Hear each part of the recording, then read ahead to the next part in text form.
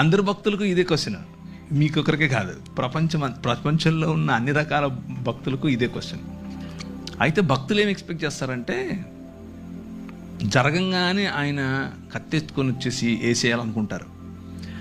But God doesn't work like that. ఆయన అలా పనిచేయడు.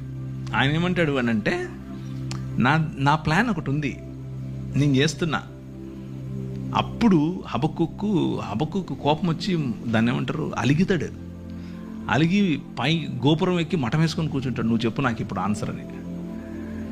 దానికి ప్రభు ఏం చెప్తున్నాడు అని అంటే, నువ్వు చూస్తుండు, నేను చేస్తున్నా, నేను ఒక నూతన కార్యం చేస్తున్నా, అది వస్తుంది, అది జరుగుతుంది, you just need to see it.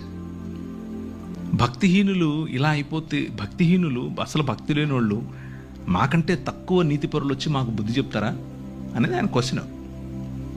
దానికి దేవుడు